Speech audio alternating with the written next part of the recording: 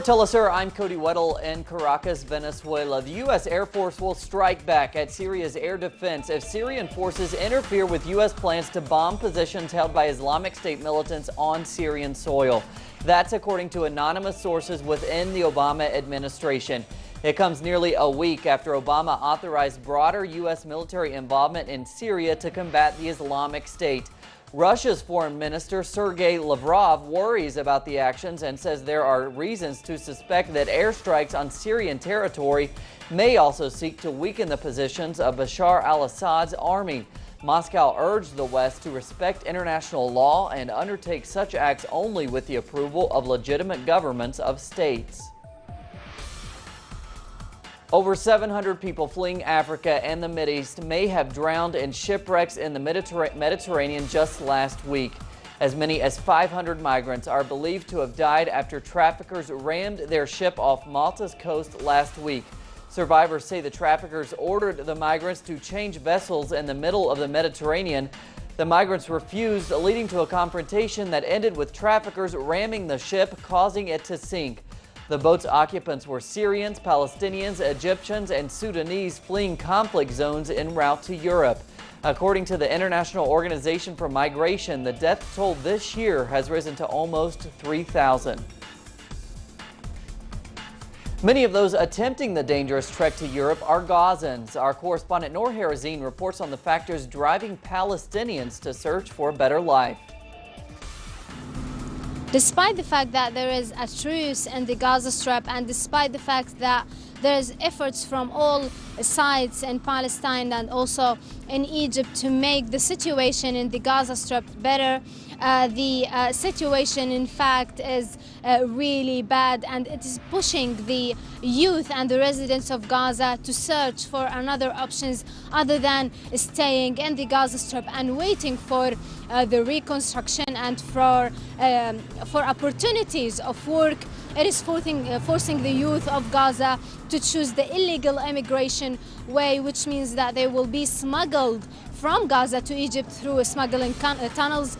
Then they go in a 6 hours car trip to Alexandria, and after that they take a boat for 10 days to the shores of Italy. However, despite reports in the past week of casualties and people drowning in these boats, youth are still choosing this illegal immigration option as an option to change their life in Gaza. Today, Gaza woke up on a tragedy, which is the sinking of a boat that was heading to Italy, and this boat has over 500 migrants, and we are not sure how many Palestinians from Gaza are on this boat, but eyewitnesses who survived and arrived to Malta says that it's over 100, even over 200 Palestinians were on that boat. There is also Syrians and Egyptians on that boat. At the same time, the Rafah border was open to allow humanitarian convoys to enter the Gaza Strip, also people who are stuck in the Egyptian side.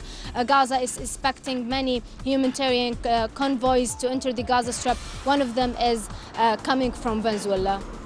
And thanks to Noor. The front-running candidates to be Brazil's next president will go head-to-head this evening in their third televised debate before the October 5th election. Ahead of tonight's debate, a new poll shows growing support for Brazil's current president, Dilma Rousseff. The survey gives Dilma 36% of the vote. Released Monday by Vox Populi, the poll shows Silva lagging behind Rousseff with 27% support. Senator Aécio Neves ranks third with 15% of the vote. New evidence has surfaced tying Venezuela's right-wing student movement to terrorist activity in the western part of the country. With the latest, here's our Caracas correspondent Rachel Boothroyd. Last night, incriminating footage of a Skype conversation between two Venezuelan radical opposition leaders and an undercover Venezuelan intelligence official emerged and were released by the government. The video conversation actually shows the two student opposition leaders, Lorenz Sala and Gabriel Valles, confirming that they had travelled to Colombia in order to plan terrorist actions and attacks against the Venezuelan government and the civilian population of the country.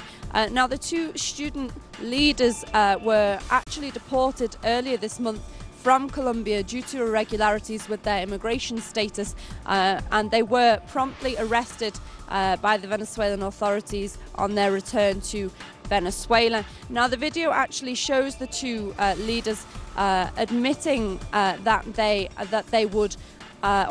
had plans to plant a number of bombs in nightclubs and liquor stores across the Venezuelan-Colombia border state of Táchira.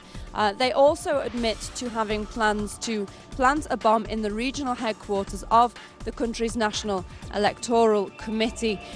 Now, the video was actually filmed before the violent barricades which took hold of the country in February this year, and which led to the deaths of more than 40 Venezuelans. So the government has responded to the video, stating that it is proof that and vindicates the government in terms of what it has always stated, which is that the violent barricades form part of an international right-wing plan to topple the Maduro administration.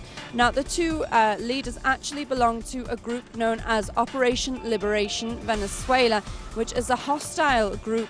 Its position to the government is hostile, but it is also registered as a non-governmental organisation in the country. And what is in fact most interesting about the video is what it reveals in terms of the links between the group and Colombia and groups in Colombia.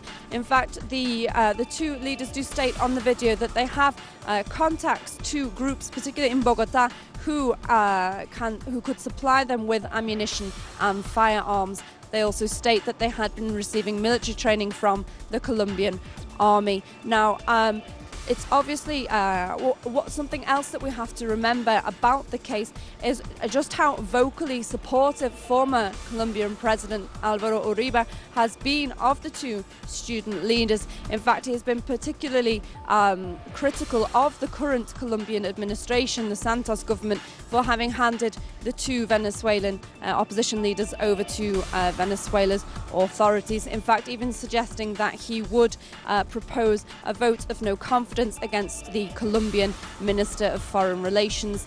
This is obviously an extremely complex case with a number of different elements, and we will be investigating further and keeping you up to date with any further developments. My name's Rachel Boothroyd, reporting from Caracas in Venezuela for teleSUR. Thanks to Rachel. Tuesday, Mexico celebrates over 200 years of independence from Spanish colonial rule. While thousands of Mexicans are participating in official activities, many say that their right to protest and free speech are increasingly being eroded. Our correspondent Clayton Kahn gives us a look from Mexico City. This year, Mexico marks 204 years of its independence. While thousands attend official festivities, people like Gabriela Aranda say there's little to celebrate. La independencia se ha terminado. Peña Nieto ha vendido al extranjero. Independence has ended. President Peña Nieto has sold all of our resources to foreigners, our oil. He has placed Mexico on the market of the World Bank, the U.S., and the big powers that govern this world. Estados Unidos y de los grandes poderosos que gobiernan este mundo. Like Aranda, those critical of government policies are denied their right to protest. Authorities block them from entering the Zócalo Square, symbol of protest and free speech. These dissident teachers were forced to return to their sit-in. They do the same thing done by officials of the 1980s. The supposedly democratic government doesn't allow us to go to the heart of the city.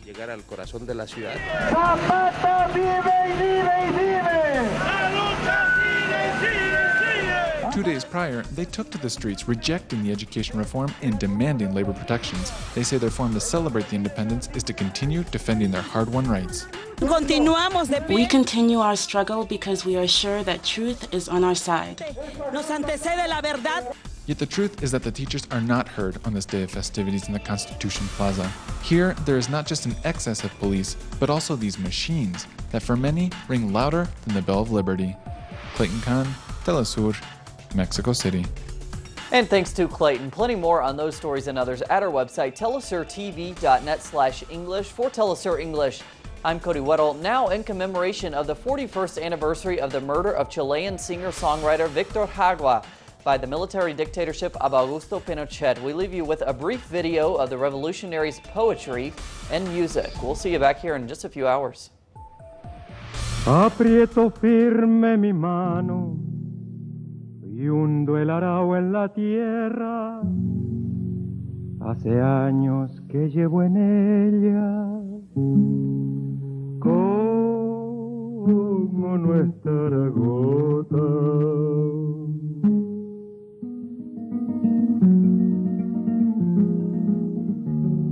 Aprieto firme mi mano